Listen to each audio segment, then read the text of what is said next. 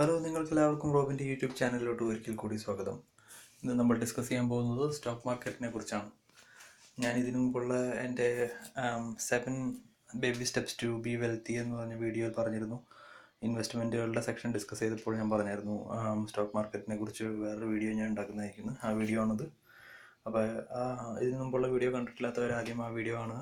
7 step to be wealthy, അത് കഴിഞ്ഞ് വന്ന് ഈ വീഡിയോ കാണുക.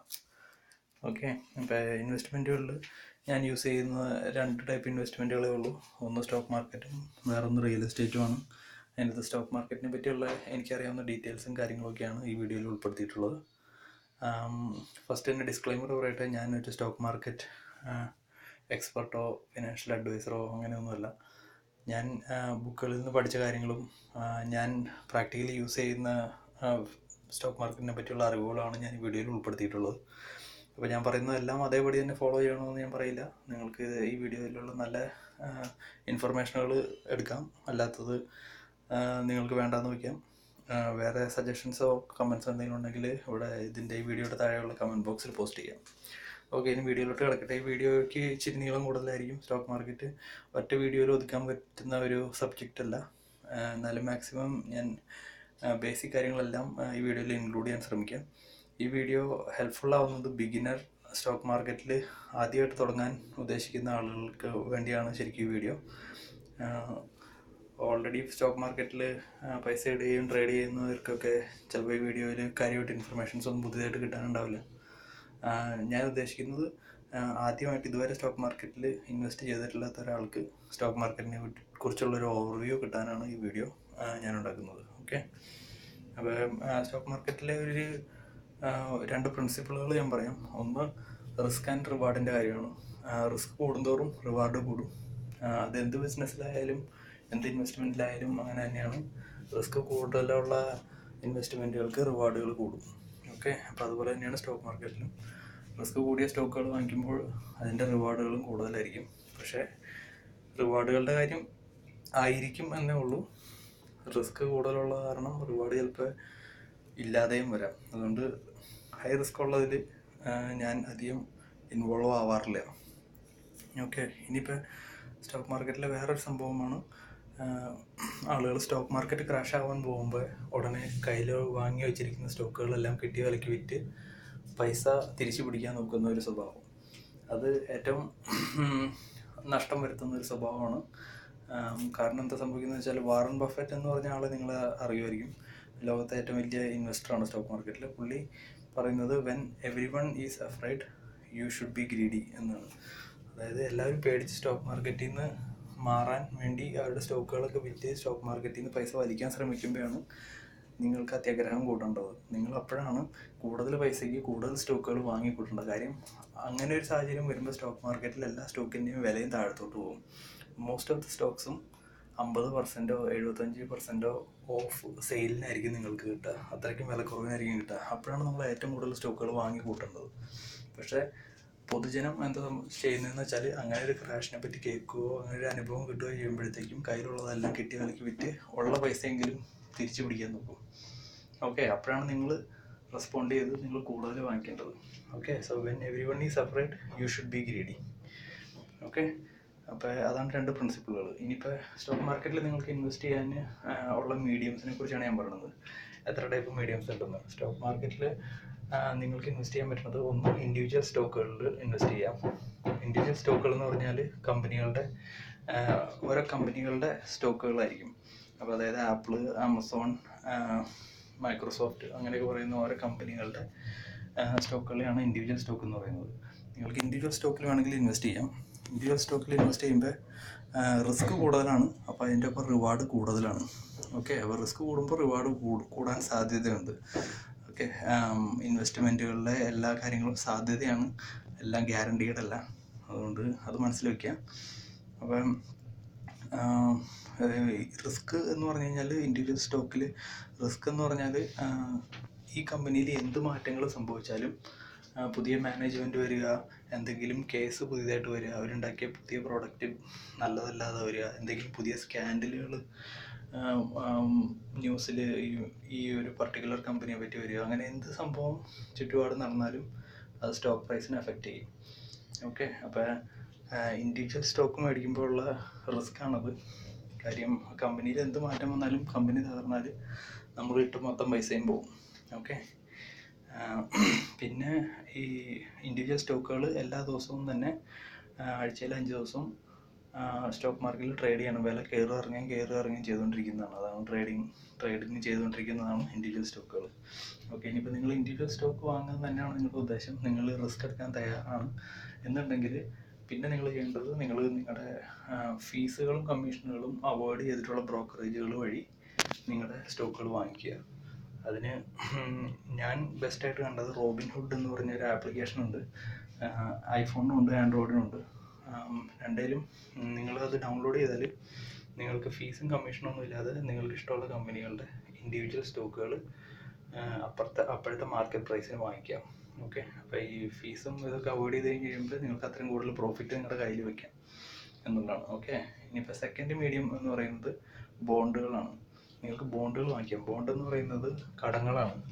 അപ്പോൾ ഓർഗനൈസേഷനുകൾക്ക് കൊടുത്ത കടങ്ങളോ അല്ലെങ്കിൽ ബാങ്കിന് കൊടുത്ത കടങ്ങളോ ആളുകൾക്ക് കൊടുത്ത കടങ്ങളോ അല്ലെങ്കിൽ ഒരു കോർപ്പറേറ്റിന് കൊടുത്ത കടങ്ങളോ അങ്ങനെ എന്തെങ്കിലും രാജ്യങ്ങൾക്ക് കൊടുത്ത കടങ്ങൾ, അങ്ങനെയുള്ള ഏതെങ്കിലും കടങ്ങളുടെ ഒരു ഷെയറാണ് നിങ്ങൾ വാങ്ങിക്കുന്നത് ബോണ്ട് വാങ്ങിക്കുമ്പോൾ.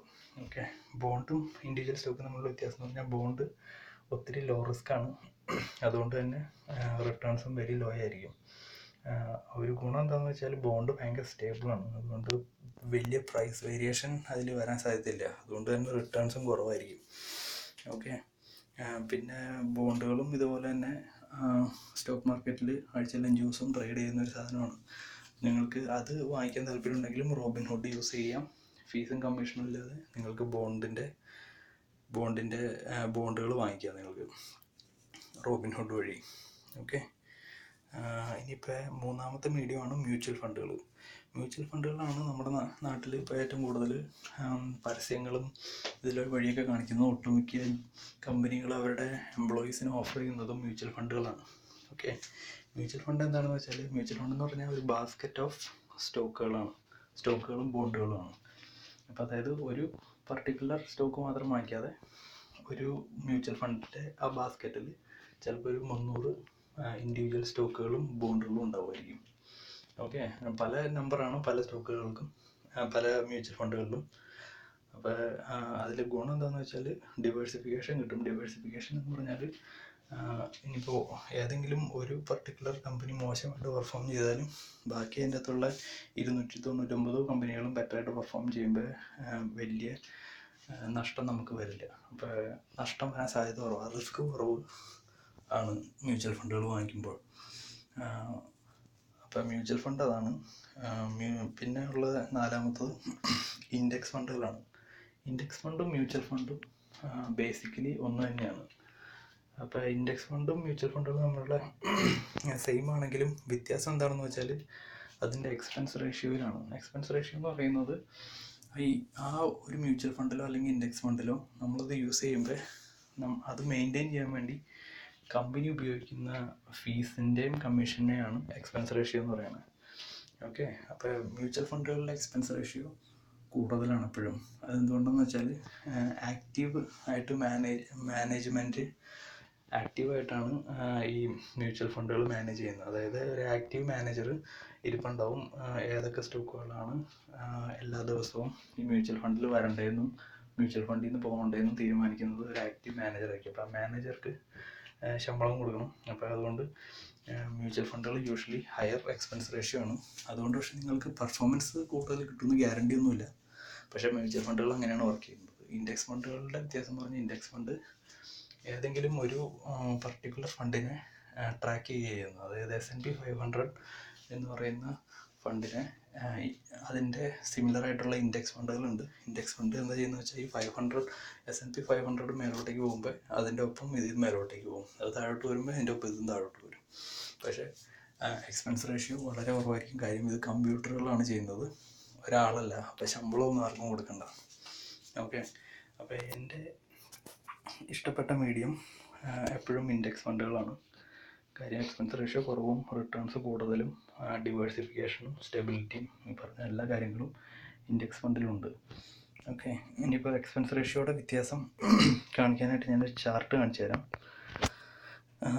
ഇതാണ് എക്സ്പെൻസ് റേഷ്യോയുടെ ഒരു ചാർട്ട്. അതായത് ഒരാൾ 20 വർഷം ഒരു പല എക്സ്പെൻസ് റേഷ്യോയിലുള്ള ഫണ്ടുകളിൽ ഇൻവെസ്റ്റ് ചെയ്ത് കഴിഞ്ഞ് കഴിയുമ്പോൾ എത്രത്തോളം ആണ് ഫീസായിട്ട് പോകുന്നതെന്നുള്ള കാണിക്കുന്നത് 20 വർഷം കഴിഞ്ഞ് കഴിയുമ്പോൾ.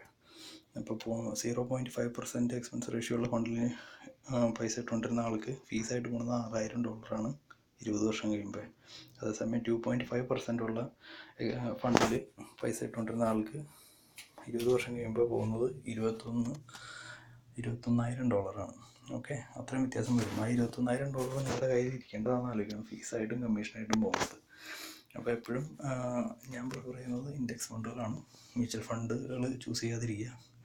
എല്ലാ കമ്പനികൾക്കും തന്നെ 1-2 ഇൻഡെക്സ് ഫണ്ടുകൾ നിങ്ങളുടെ റിട്ടയർമെൻറ്റ് ഇതിൻ്റെ അകത്ത് ഉണ്ടാവും. അത് ചെക്ക് ചെയ്യുക. എക്സ്പെൻസ് റേഷ്യോകൾ എല്ലാ ഫണ്ടുകളിലും ചെക്ക് ചെയ്യുക. ഓട്ടോമാറ്റിക്കലി എംപ്ലോയേഴ്സ് ഇടുന്നത് ഹയർ എക്സ്പെൻസ് റേഷ്യോ കൂടി മ്യൂച്വൽ ഫണ്ടുകളിലോട്ടായിരിക്കും നിങ്ങളെ അസൈൻ ചെയ്യുന്നത് ഓട്ടോമാറ്റിക്കലി. കാര്യം അവരും ഈ ബിസിനസ്സിൽ പൈസ ഉണ്ടാക്കാനാണ് ഇരിക്കുന്നത്. ഓക്കെ, അപ്പോൾ അത് നിങ്ങളുടെ റെസ്പോൺസിബിലിറ്റിയാണ്. നിങ്ങൾക്ക് കറക്റ്റായിട്ടുള്ള ഫണ്ടുകളാണ് അസൈൻ ചെയ്തിരിക്കുന്നതെന്ന് കണ്ടുപിടിക്കേണ്ടതും അതല്ലെങ്കിൽ മാറ്റേണ്ടതും. ഓക്കെ, അപ്പോൾ അതാണ് മ്യൂച്വൽ ഫണ്ടുകളും ഇൻഡെക്സ് ഫണ്ടുകളും തമ്മിലുള്ള വ്യത്യാസം.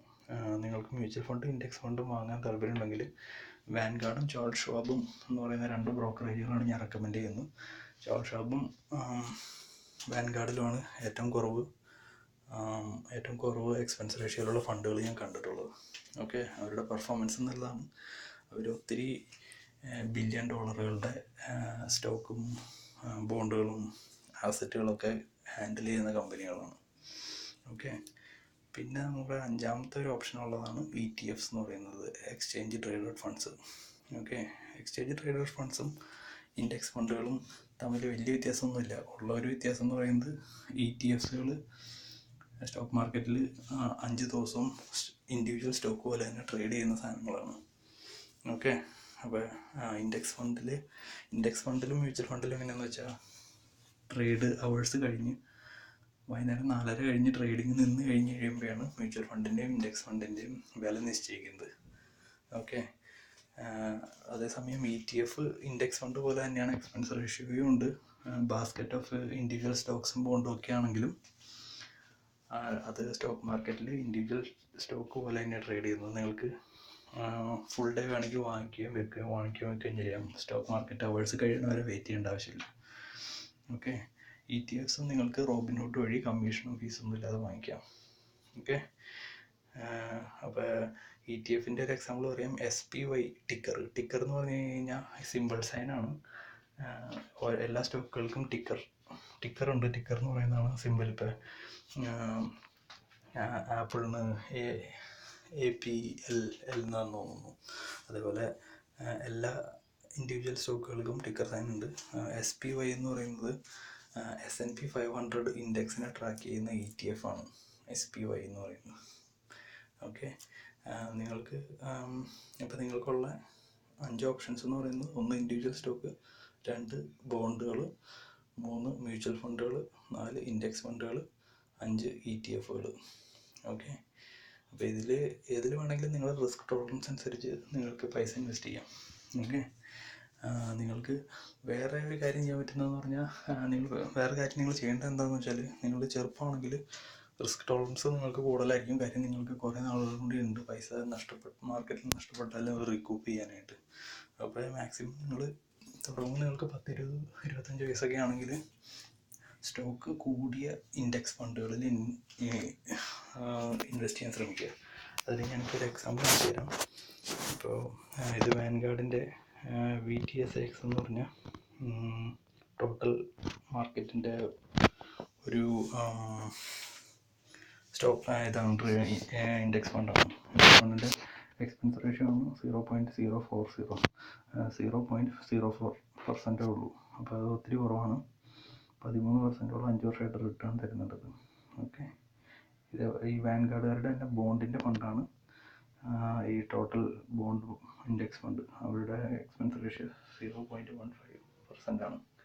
ഓക്കെ, വ്യത്യാസം എന്ന് വെച്ചാൽ നിങ്ങൾ ഒരു 10-25 വയസ്സുള്ളപ്പോഴാണെങ്കിൽ ഈ ടോട്ടൽ സ്റ്റോക്ക് മാർക്കറ്റിൻ്റെ ഇത് വാങ്ങിക്കണം. കാര്യം നിങ്ങളുടെ റിസ്ക് ടോളറൻസ് കൂടുതലാണ്. അപ്പോൾ നിങ്ങൾ കൂടുതൽ സ്റ്റോക്ക് ഉള്ള ഇൻഡെക്സ് ഫണ്ടുകൾ വാങ്ങിക്കുക. നിങ്ങളുടെ വയസ്സ് കൂടുമ്പോൾ 10-50 വയസ്സൊക്കെ കഴിയുമ്പോൾ നിങ്ങളുടെ റിസ്ക് ടോളറൻസ് കുറയും. അപ്പോൾ നിങ്ങൾ ബോണ്ട് ഫണ്ടുകളിലോട്ട് മാറുക. കാര്യം അവിടെയാണ് സ്റ്റെബിലിറ്റി കൂടുതലുള്ളത്. നിങ്ങൾ റിസ്ക് എടുക്കാൻ നിങ്ങൾക്ക് സമയമില്ല. ഓക്കെ. പിന്നെ ഈ ഫണ്ടുകളെ പറ്റി റിസർച്ച് നടത്താൻ പറ്റിയ ഏറ്റവും നല്ല വെബ്സൈറ്റ് എന്ന് പറയുന്നത് മോർണിംഗ് സ്റ്റാർ എന്ന് പറയുന്ന ഒരു വെബ്സൈറ്റാണ്. ആ വെബ്സൈറ്റിൽ ചെന്നാൽ നിങ്ങൾക്ക് ഏത് ഫണ്ടുകളെ പറ്റി വേണമെങ്കിലും റിസർച്ച് നടത്താം. അതിൻ്റെ അകത്ത് ഒരു റേറ്റിങ്ങും എക്സ്പെൻസ് റേഷ്യോകളും എല്ലാം പറഞ്ഞിട്ടുണ്ട്. നിങ്ങൾക്ക് ആ ഫണ്ടിനെ പറ്റി അറിയേണ്ട എല്ലാ കാര്യവും, ഹിസ്റ്റോറിക്കൽ അതിൻ്റെ പെർഫോമൻസും റിട്ടേൺസും ഒക്കെ.